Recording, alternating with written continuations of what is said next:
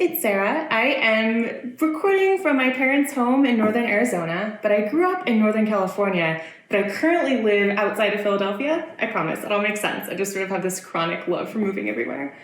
I had a degree in biology when I came out of college, and there were sort of three trajectories as far as what careers were sort of affordable with that degree. I could go into research, I could go into the medical profession, or I could go into teaching. So I taught health classes when I was in college, and I really loved that. So I figured, why not go into teaching? I then became an AmeriCorps volunteer, and I moved up to the greater Seattle area, and I worked at a high school.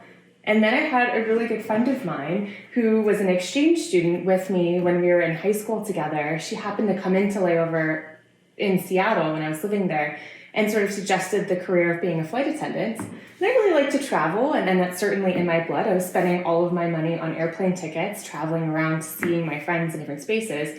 So I figured, why not try that? And as I was working as a flight attendant, I started volunteering at a hospital in Philadelphia.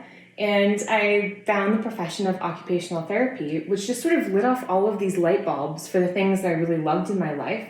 I love being able to work with individuals. It sort of tied in that teaching component, but I also was working with individuals to figure out ways that they could do the things that they find meaningful in their life.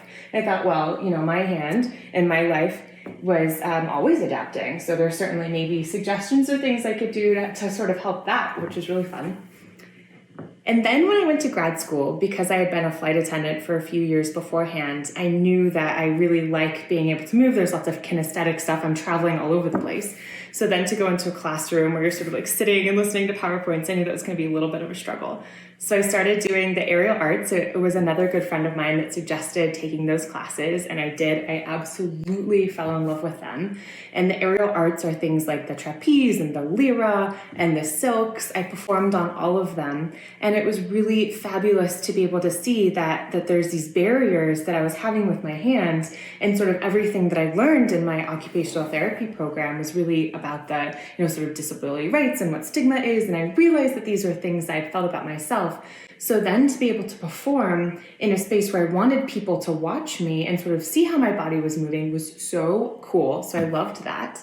And then in my occupational therapy world and sort of really finding my own disability pride, I then partnered with Nicole Kelly, and we have a podcast called Disarming Disability, which is really wonderful because it sort of covers all of these topics that I wish I had learned, and that Nikki and I wish we had learned when we were younger, because we're really lacking the disability education in any of our curriculums. So we're just meeting with researchers and experts who are incredibly knowledgeable about disability studies and theories and sort of what people largely are facing, that we're able to interview them on our podcast. And then another project that I did is I worked with 6 other individuals who all have limb differences to create a comic called Super Abled Comics. It's an anthology, which means that there are 6 different short stories in there written by 6 different limb-different authors who all really wanted to recreate the perception that we have about our superheroes and be able to show that limb differences and disability can exist in the superhero selves.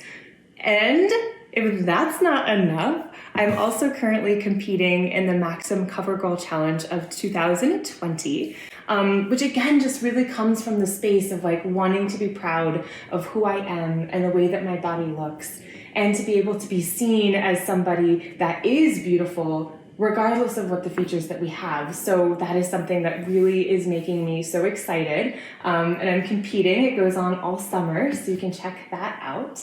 And so I'm just excited. I'm excited to deep dive into all of these topics more. And please follow, subscribe. You can get all of the updates as far as when new videos are coming out. This will sort of be a series to sort of unpack everything that I just said, and really how can one person be all of these things. I know it's a lot, but I absolutely love it. And I'm really excited to share this journey with you. All right, I'll see you next time.